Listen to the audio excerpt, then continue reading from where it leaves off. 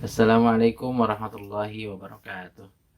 Alhamdulillahi wa kafa, assalatu wassalamu ala nabiyil mustafa wa ala alihi wa sahbihi wa man wafa. Asyhadu an la ilaha illallah wahdahu la syarikalah wa asyhadu anna Muhammadan abduhu wa rasuluh alladzi la nabiyya ba'dah. Selamat datang di channel Jurnal Al-Quran, channel kita semua para pecinta Al-Quran. Insyaallah di video kali ini kita akan melanjutkan video sebelumnya, yaitu tentang membaca ta'awudz dan basmalah. Tapi kali ini insyaallah akan dibahas tentang cara membaca ta'awudz. Allahumma arhamna bil Qur'an. Sebelum kita lanjutkan, saya ingatkan untuk teman-teman yang belum subscribe channel ini, silahkan subscribe terlebih dahulu. Kemudian nyalakan lonceng notifikasinya agar ketika ada video terbaru, teman-teman semua langsung bisa menonton video terbarunya. Jadi dengan subscribe channel ini, teman-teman semua bisa sama-sama belajar Al-Quran bersama Jurnal Al-Quran. Nah, di video sebelumnya kita sudah mempelajari tentang ta'awudz dan basmalah. Apa itu ta'awudz, apa itu basmalah. Lalu kemudian kenapa kita harus membaca ta'awudz sebelum membaca Al-Quran dan juga membaca basmalah. Jadi teman-teman yang belum menonton video sebelumnya silahkan tonton di link di atas ya. Jadi insya Allah di video kali ini kita akan membahas tentang cara membaca ta'awudz, terutama dari dua aspek. Dari aspek tajwidnya, juga dari aspek makhraj dan sifatnya. Tetapi akan saya bawakan secara aplikatif saja. Jadi tidak dirinci apa makhraj dan sifatnya. Tapi lebih ke aplikatif, cara secara simpelnya. Jadi mudah-mudahan teman-teman semua bisa mengikuti dan akhirnya bisa membaca ta'awudz dengan baik dan benar. Tapi sebelumnya saya akan coba contohkan dulu cara membaca ta'awudz yang benar ya. A'udzu billahi minasy syaithanir rajim. Sekali lagi. A'udzu billahi minasy syaithanir rajim. Kurang lebih seperti itu ya. Baik, kita akan bongkar satu-satu. Yang pertama, di dalam ta'awudz itu ada huruf hamzah ya. Tapi sebelum ke huruf hamzahnya, kita harus mengetahui bahwa huruf hijaiyah itu terbagi ke dalam dua sifat umum ya. Yang pertama ada yang sifatnya tebal, ada yang sifatnya tipis. Nah, adapun sifat yang tebal itu ada 7 huruf ya. Ada 7 huruf. Sifat yang tebal itu ada 7 huruf. Apa saja? Itu disatukan dalam kalimat khassa dhautil qil gitu ya. Atau lebih mudahnya untuk menghafalnya, kita bisa menjodohkan huruf-huruf yang 7 ini ya. Apa saja? Yaitu shad dan dod, kemudian ta dan dha ya. Lalu kemudian huruf kha dan mughain. Yang terakhir adalah huruf qaf. Jadi 7 huruf. Sisanya dari 28 huruf hijaiyah, sisanya berarti 21 huruf lagi adalah huruf yang tipis. Nah, huruf hamzah ini termasuk huruf yang tipis. Adapun cara membaca huruf yang tipis itu kita cukup dengan menarik bibir ya, sisi bibir ya, menarik sisi bibir. Jadi seperti ini. Jadi seperti senyum. Nah, dan kita ketahui bahwa karena lebih banyak huruf tipis di dalam huruf hijaiyah, maka di dalam Al-Quran itu kebanyakan hurufnya tipis, begitu ya. Jadi kebanyakan ketika kita ngaji itu sebetulnya harus seperti senyum ya. Jadi kalau yang suka ngaji itu akan murah senyum insya Allah ya, akan mudah akan awet muda gitu karena sering senyum. Jadi seperti senyum yang ditarik, jadi tidak terlalu narik juga, cukup ditarik seperlunya, secukupnya aja gitu ya. Nah, hamzah ini berharokat fathah. Berharokat fathah, maka kaidah membaca fathah itu adalah fathul fami fathan tamam. Jadi dibuka secara sempurna mulutnya. A gitu ya. ditarik sisi bibirnya, kemudian dibuka mulutnya a. Dan secara makhraj hamzah ini berada di pangkal tenggorokan ya. Pangkal tenggorokan di sini di bawah. A begitu ya. Kemudian au ya. Kemudian ke au. Au itu berarti huruf ain berharokat dhammah. Ain itu secara makhraj tempatnya di tengah-tengah tenggorokan ya. Jadi bukan di hidung. Ini yang kesalahannya ketika membaca ain itu di hidung gitu. Ya. Harusnya di tengah-tengah tenggorokan. Au gitu ya. Au. Dan kemudian ain ini berharokat dhammah. Ain berharokat dhammah, maka kaidah membaca dhammah itu harus bibirnya dimonyongkan. Kullu madmumin la yatimma illa bidammati sakatain. Jadi tidak sempurna huruf yang berdomah apabila tidak dimonyongkan. Jadi kesempurnaan huruf yang berdomah itu harus dimonyongkan. Jadi au gitu ya. Au, sempurnakan monyongnya ya. Jadi tidak ragu-ragu, tidak tidak monyong juga tidak jelas gitu ya. Jadi gitu ya. Tidak gitu. Yang pertama tadi a, kemudian au, gitu ya. Dan au ini dua harokat ya, secara tajwidnya dua harokat itu berarti termasuk huruf mad asli, yakni bertabi'i. Cara membacanya dua harokat. Dan dua harokat ini bagi yang belum terbiasa konsisten membaca mad tabi'i, maka caranya adalah dengan mengayunkan satu ayunan ya, satu ayunan untuk dua harokat. Au gitu ya. Au gitu ya. Lalu kemudian masuk ke huruf dzal ya. Huruf dzal itu secara makhraj adalah ujung lidah bertemu dengan ujung gigi seri atas ya. Jadi seperti digigit. Nah, gitu ya. Seperti digigit ujung lidah, seperti digigit ujung gigi. Nah, tempelkan lalu diucapkan zu, zu ya. Zu. Nah, ujung lidah dengan ujung gigi seri atas karena berdomah tadi kaidahnya sama, harus dimonyongkan. Zu. Dan jangan lupa huruf dzal ini termasuk huruf tipis juga. Jadi start atau awalan membaca domah huruf za tetap ditarik dulu bibirnya, lalu kemudian didomahkan. Zu. Zu gitu ya. Oh iya, dan tadi dari hamzah itu pendek, jadi tidak boleh kepanjangan gitu ya. Jadi pendek a, kemudian ke au. Mohon maaf tadi diulang lagi ke hamzah ya. Hamzahnya jangan sampai seperti ain, harus jelas a.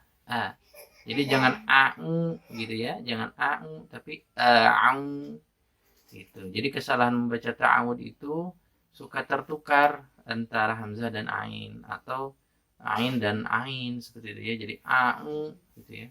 Tapi harusnya jelas hamzahnya a, kemudian ainnya au gitu ya. Au. Nah, lanjut lagi ke huruf dzal tadi.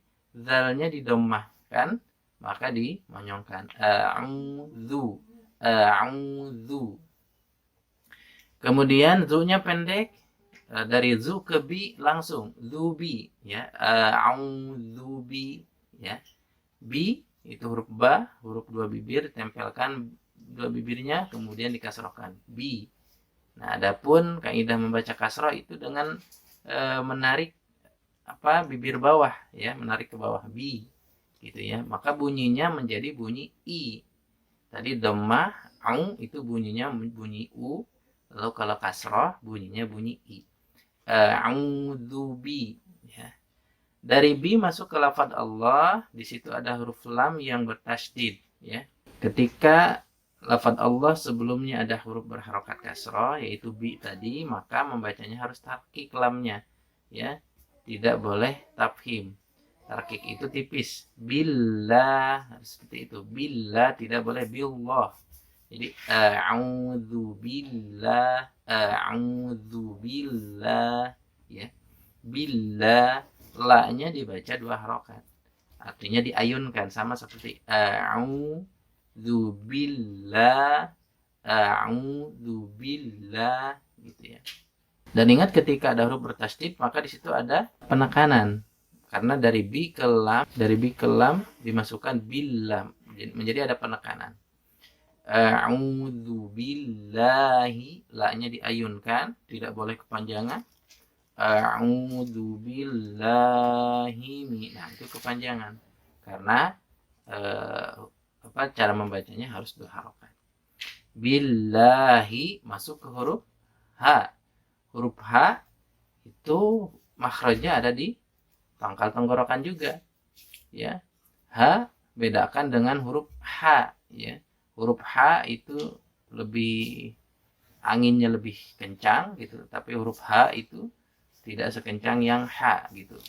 Ya, tapi jangan lupa H itu bukan huruf dada, karena ingin menguatkan membaca huruf H itu biasanya suka di tekan dari dada H gitu ya. Tidak boleh seperti itu juga ya. Jadi membacanya cukup dengan sesuai dengan makhraj H-nya. Billahi, billahi gitu ya. Hi masih kasrah, hi juga sama dengan menarik bibir bawah ya, menarik bibir bawah atau rahang bawah ya. Hi gitu ya. Hi. Billahi minas mim juga itu huruf dua bibir, mi gitu ya, juga ditarik dikasrohkan mi tapi pendek-pendek. Billahi himina ya, dilangsungkan mina. Nah dari mi masuk ke huruf na ini dari na juga fathah, fathul fami fathah tamam, tadi dibuka mulutnya na, jadi tidak boleh ragu-ragu. Na ya. Huruf na juga termasuk huruf tipis. Na gitu ya. Himina gitu. Jadi tidak boleh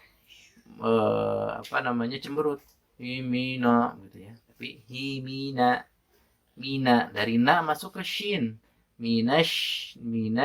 Nah, ingat tadi huruf bertasydid itu harus ada penekanan. Minash. Nah, penekanan. Minash. Dan ingat huruf shin itu bukan huruf bibir, tapi huruf shin itu huruf lisan, huruf lidah, tengah-tengah lidah. Jadi bunyi yang kuat itu bukan dari bibir, minash, bukan, tapi minash, nash. Dan shin itu selain huruf lisan juga huruf yang tipis. Tadi tipis itu tinggal seperti senyum. Minash. Jadi kesalahan membaca minash itu memakai bibir. Minash, nah itu salah ya. Jadi yang benar adalah tidak menggunakan bibir untuk menyebutkan shin ya, shin gitu ya, tapi shin.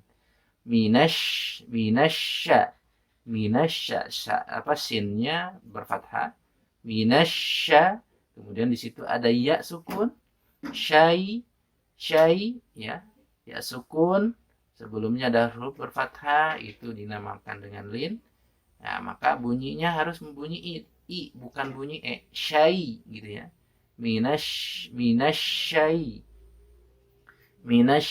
Lalu kemudian masuk ke huruf po. Po itu termasuk huruf yang tebal tadi, huruf isti'la. Huruf isti'la itu adalah huruf yang mengangkat pangkal lidahnya ya. Huruf isti'la itu mengangkat. Jadi kalau huruf ta dan to itu sebetulnya sama-sama satu makhraj, tapi bedanya kalau ta tipis, kalau to itu tebal ya. Jadi kalau ta itu cukup dengan mengucapkan ta gitu ya. Ta, kalau ini dianggap lidah ya, ini lidahnya. Ta itu seperti ini. Ta, ini gigi misalkan, gigi atas ya. Gigi atas begini. Ta gitu. Tapi kalau huruf po itu selain ujung lidahnya ke makhraj ta, tapi pangkal lidahnya naik ke atas gitu ya. Jadi po gitu ya. Po gitu ya. Begitu. Jadi tidak ringan seperti ta gitu ya. Ya. Misal tadi minasyaito syai. Nah, kebanyakan juga yang salah itu ketika syai itu menjadi ada huruf lamnya. Minasyaito. Nah, itu salah. Hati-hati ya. Hati-hati. Jangan sampai ada huruf lamnya menambahkan huruf gitu ya, tidak boleh. Jadi caranya dengan menekan ke huruf ya-nya dulu, syai, minasyaito. To-nya 2 harokat dengan mengayunkan minasyaito. Kemudian dari to itu ada huruf nun berkasroh. Huruf nun kasroh sama tadi dengan menarik bibir ke bawah ya, bibir bawah ditarik ke bawah. Minasyaitoni, ni dari ni masuk ke huruf ro. Nah, huruf ro-nya bertasdid. Ingat ketika ro bertasdid, jangan terlalu getarannya terlalu banyak ya.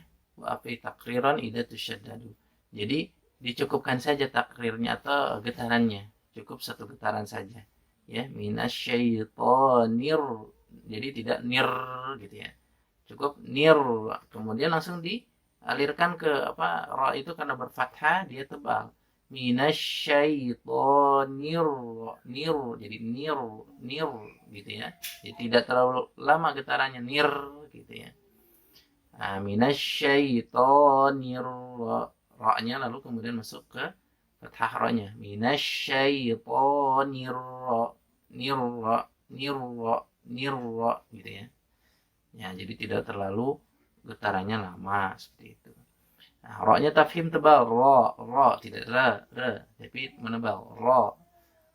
Kemudian dari ro huruf jim itu huruf tengah-tengah lidah, di kasroh, ji, ya. Ji, ada ya mati, maka panjang langsung ke mimnya disukun. Maka di situ kalau secara tajwid itu mad arid disukun, panjangnya bisa 6 harokat.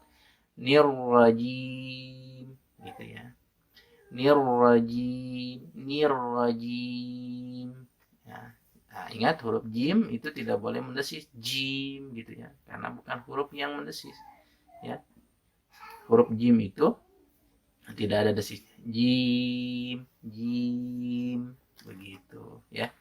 Jadi dari ta'awud ini yang diayunnya itu ada 3, au, la, sama po ya, diayunnya ingat.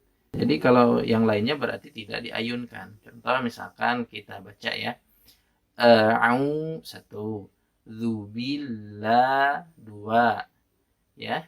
Kemudian himinasyaito 3. Nirrajim. Nah, jadi 3. Jadi yang lainnya tidak ayun, yang 3 ini diayunkan. Biar secara tajwidnya teman-teman sesuai ya dengan hukum tajwidnya begitu. Kita coba ya. A'udzu billahi minasyaitonir rajim. Nah, kurang lebih seperti itu. Mudah-mudahan teman-teman semua bisa membaca ta'awud dengan baik dan benar. Kalau misalkan ta'awudnya benar, kemudian bismillahnya benar, insya Allah ta'awud dan bismillah ini karena awalan membaca Al-Quran, insya Allah kesananya mengikuti dan terbiasa dengan tajwid serta makhrijnya. Ya, teman-teman semua yang dirahmati Allah, jadi itu yang dapat saya sampaikan terkait dengan cara membaca ta'awud dari sisi tajwid dan makhrajnya ya, walaupun secara aplikatif. Mudah-mudahan teman-teman, sahabat-sahabat semua, sahabat Al-Quran semua bisa mempraktekannya dengan baik. Saya berikan contohnya 3 kali di akhir, mudah-mudahan sahabat semua semakin tergambar dan bisa mengikuti yang saya contohkan. A'udzu billahi minasyaitonir rajim. A'udzu billahi minasyaitonir rajim. A'udzu billahi minasyaitonir rajim. Demikian sahabat semua yang dirahmati Allah, mudah-mudahan video ini bermanfaat. Bagi yang belum subscribe silahkan subscribe, kemudian nyalakan lonceng notifikasi dan tinggalkan komentar jika ada yang ingin bertanya terkait dengan materi ta'awud. Cukup sekian dari saya. Terima kasih. Assalamualaikum warahmatullahi wabarakatuh.